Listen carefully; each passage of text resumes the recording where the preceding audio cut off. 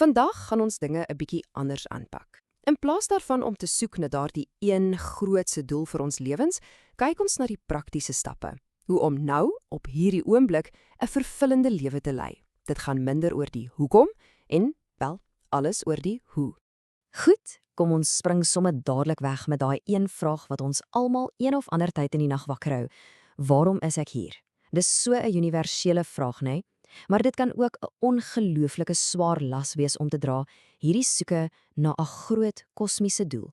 Maar sê nou net ons vra die heeltemal verkeerde vraag.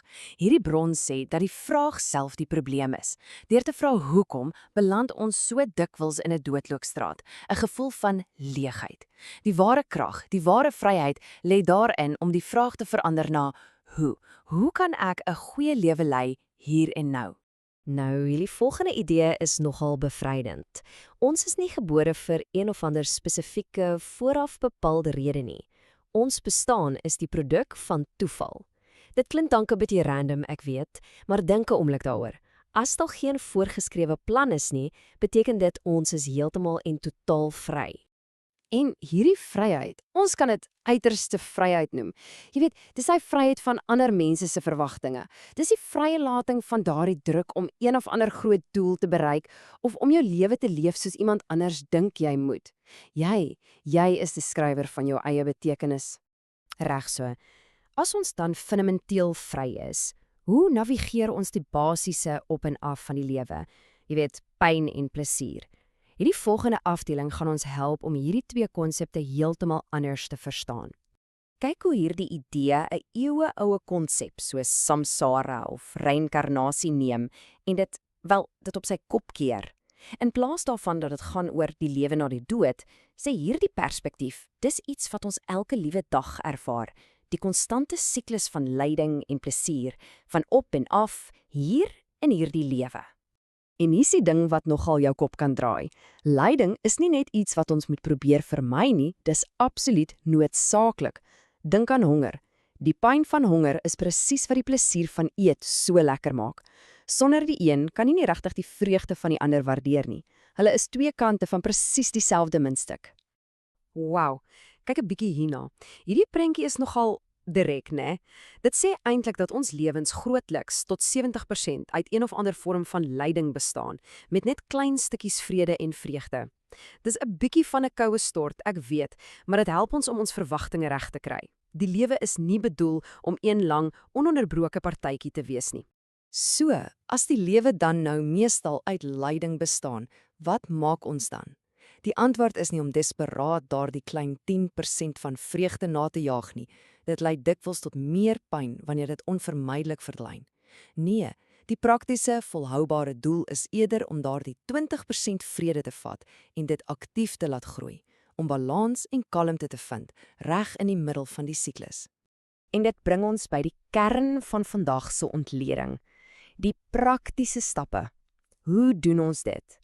Hoe brei ons daardie vrede uit en leef ons goed op hierdie oomblik? Hier is 'n duidelike padkaart en hier is dit, die 4 praktiese stappe in 'n neutedop.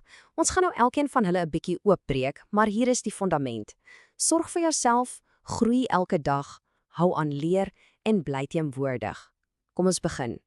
Die heel eerste stap is seker die mees basiese, maar dalk ook die belangrikste, om jou eie pokkie te kan krap, om vir jouself te kan sorg. Dit is die fondament waarop 'n waardige lewe gebou word. Persoonlike verantwoordelikheid en finansiële onafhanklikheid gee jou die vryheid om die ander stappe met selfvertroue aan te pak.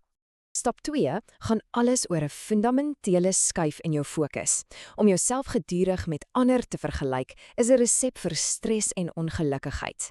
Die doel is uitnemendheid, nie perfeksie nie. En ware uitnemendheid word gemeet aan jou eie vordering. Die enigste kompetisie wat regtig saak maak, is jouself van gister. Is jy vandag 'n bietjie beter as gister? Dis die ware oorwinning. Derdens, onthou, selfverbetering is nie 'n eenmalige gebeurtenis nie. Dis 'n voortdurende proses. Ons moet aktief werk om ons negatiewe neigings te oorkom. Deur te leer verveg ons onkunde. Deur selfbeheersing te beoefen, tem ons hebsug. En deur te reflekteer oor ons dade, beveg ons kanteloosheid. Dis 'n lewenslange projek om die beste weergawe van jouself te word. Ons gemoedstoestand word direk beïnvloed deur waar ons gedagtes plaas. Dis so eenvoudig soos dit. As jy vasgevang is in die verlede met al die spyt en foute, dan lei dit na depressie.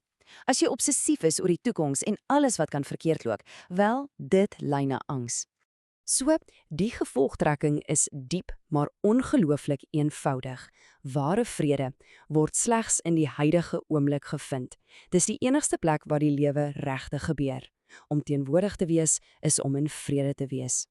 Dit bring ons dan by ons laaste afdeling, wat al hierdie punte nou pragtig saamvat in een kragtige idee. Die paradys is nie 'n plek waarheen ons eendag gaan nie. Dis iets wat ons hier en nou self skep. So, wat is hemel en hel dan nou eintlik? Volgens hierdie perspektief is dit nie plekke in die hiernamaals nie, dis toestande wat ons nou skep. Hel is die toestand wat jy skep wanneer jy in konflik leef met die mense om jou. Hemel, aan die ander kant, is die harmonie, die liefde en die sorg wat jy kweek in jou daaglikse lewe. Dis 'n toestand van wese, nie 'n bestemming nie. En dis die hele punt, né? Ons speel 'n aktiewe rol hierin. Die hemel is nie iets wat vir ons gegee word nie. Dis iets wat ons bou. Deur onsself stukkie vir stukkie te verbeter en daardeur die wêreld om ons te verbeter, is ons besig om ons eie hemel te skep op hierdie reis van die lewe. En wat van onsterflikheid? Ware ewige lewe, vanuit hierdie oogpunt, is nie die voortbestaan van 'n individuele siel nie. Dis die nalatenskap wat ons agterlaat, die biologiese voortsetting deur ons kinders en die kulturele voortsetting deur die idees en waardes wat ons oordra. Dis om te verseker dat die mensdom kan voortgaan om die hemel te bou wat ons begin het. En so, hier is waar ek jou los, met 'n vraag wat nie vir my of vir die bron is nie, maar vir jou. Met die wete dat die krag en die verantwoordelikheid by jou lê, hier en nou, is die enigste vraag wat oorbly: wat is jou eerste klein stappie om jou hemel te begin bou?